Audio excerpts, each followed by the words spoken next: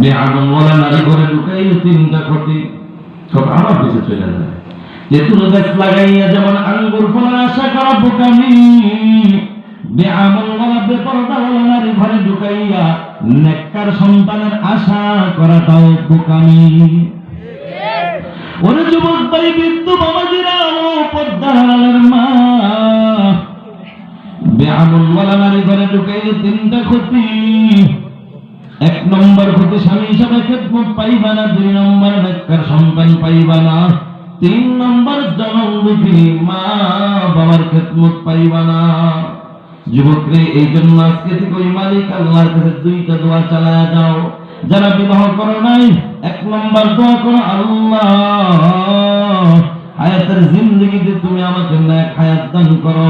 আরেকটা দোয়া করো, আল্লাহ হায়াতের জিন্দগিতে আমার জন্য একজন নেককার আল্লাহওয়ালা বিবি দান করো। এ কলিজার টুকরা যুবক ভাই, বৃদ্ধ বাবাজিরা, ও পর্দার আড়ালের মা, নেককার বিবি ঘরে ঢুকাইলে বললাম তিনটা না, কেন তুমি ঢুকাইবা না?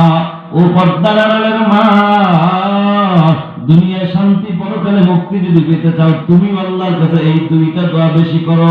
যাদের বিবাহ হয় নাই, তোমরা বেশি বেশি করে এই দোয়াটা করো। এক নম্বর দোয়া করো, আল্লাহ তুমি আমাকে নেক হায়াত দান করো। আর একটা দোয়া করো, আল্লাহ হায়াতের জিন্দেগিতে আমার জন্য একজন নেককার আল্লাহওয়ালা স্বামীর ব্যবস্থা করে দাও। তবে বর্তমান যুগে দুঃখজনক হলো সত্য, এ বাংলার জমিনে অধিকাংশ মা বোন পাওয়া যায়, এরা আল্লাহওয়ালা স্বামী চায় না, টুপিওয়ালা দাড়িওয়ালা নামাজি স্বামী এরা চায় না। তবে এরা যেটা চায় সেটা হইল টাকাওয়ালা বাড়িওয়ালা গাড়িওয়ালা স্বামী চায়। কসম করে বলে যাই, ও পর্দার আড়ালের মা গো, টাকায় শান্তি দিতে পারে না, বিল্ডিং বাড়ি গাড়ি শান্তি দিতে পারে না। শান্তি দেওয়ার মালিক যিনি, তিনি কে? মুসলমান হয় নাই, আওয়াজ দেওয়া, জোরে একটা আওয়াজ দেওয়া বলো না, তিনি কে? এর যুবক, ওই মালিক আল্লাহর নামটা উচ্চারণ করতে ভালো লাগে না খারাপ লাগে? কেন তোমার কাছে ভালো লাগবে না? ও যুবক, কেন তোমার কাছে ভালো লাগবে না? হায়াতের জিন্দগিতে এই যে মালিক একটা জবান নামক নিয়ামত দান করলেন, এমন জবান নামক নিয়ামতটা এটা যে আজকে কথা বলতে পারি বিদায়, এটার কদর তোমার কাছেও নাই, আমার কাছেও নাই।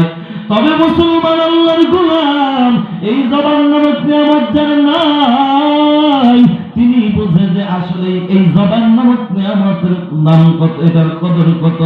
ওরে মুসলমান আল্লাহর গোলাম, আজকে তোমার হাত আছে বিদায় হাতের কদর নাই, পা আছে বিদায় পায়ের কদর নাই। কথা বলো ঠিক কিনা? এগুলা যে কত বড় একটা নিয়ামত, যার নাই তাকে যায় জিজ্ঞাসা করে দেখো, এক একটা নিয়ামতের কত দাম। জানি না আপনারা সিলেটের মানুষ, এই সুনামগঞ্জের মুসলমান, জীবনে কখনো কাউকে প্রশ্ন করার সুযোগ পেয়েছেন কিনা আমার জানা নাই। ওর যুবক ভাই, আমার জীবনে আমি একজনকে প্রশ্ন করার একটু সুযোগ পেয়েছিলাম, বলবো কিনা?